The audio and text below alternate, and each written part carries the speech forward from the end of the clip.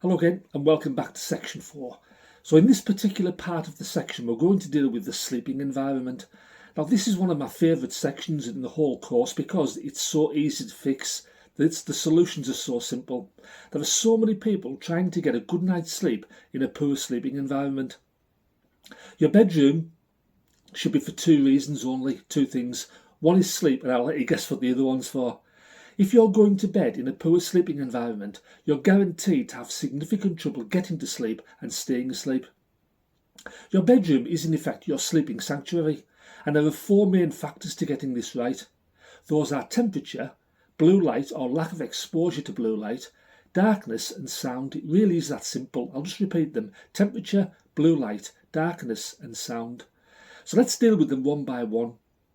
So temperature. Thermal regulation before and during sleep is absolutely vital. It's actually more important than removing light exposure. So what's the optimal temperature? This is a good question and one that's regularly asked. It surprised me when I found out. So the optimal temperature is actually between 60 and 68 degrees Fahrenheit. So for the old fogies like me in the room, that's between 16 and 20 degrees centigrade. So that is a lot cooler than you would expect, you've got to admit. I have a golden rule for the bedroom with regards to temperature. Cool room, warm duvet. Buy a thermometer and just test it out, and I'll almost guarantee your room is far warmer than you'd expect. Drop the temperature and just see what the benefits are to you. You'll be surprised. So let's look at blue light. So this is better known as artificial light. This is unnatural, man-made light. I nickname it the sleep killer. Sources include iPhones, laptops, LED lights and TVs. You can see where I'm going with this. Exposure to this spectrum of light tricks the mind and body into thinking it should be wide awake. It is very high energy light. It's unlike the warmer, redder, duller tones of the sun. It actually suppresses the production of melatonin, your sleep hormone. You should stop or significantly limit blue light exposure before going to bed. Ideally 3 hours before going to bed that should start. Remember in the previous sections I nicknamed that the darkening. That period of time 3 hours before going to bed, it's when you should be darkening things down. Sound as well should be limited and getting your body ready into production of melatonin.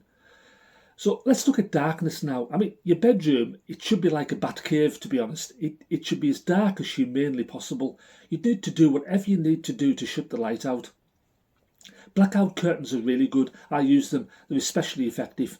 But also sleep masks are a game changer. Now I know all you burly blokes out there sitting there saying, I can't wear a sleep mask, that I'll look daft. Try one out. You won't look back, honestly. It does make a significant difference. Lastly, let's look at sound. Now this is a difficult one to control sometimes, especially through summer months when your bedroom windows open for thermal regulation.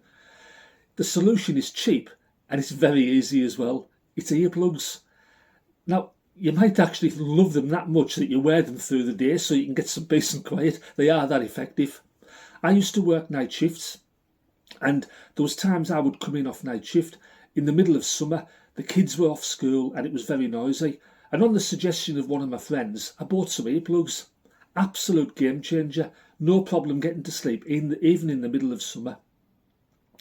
So that deals with our sleeping environment. You've got some good tips there and some handy things to look at. So that completes this part of the section. The next section we're going to look at the cumulative effect. So we're going to take all the subjects we've looked at in this section and put it together and look what happens when they combine and they make things exponentially worse. So bye for now and I'll catch you on the next slide. Bye bye.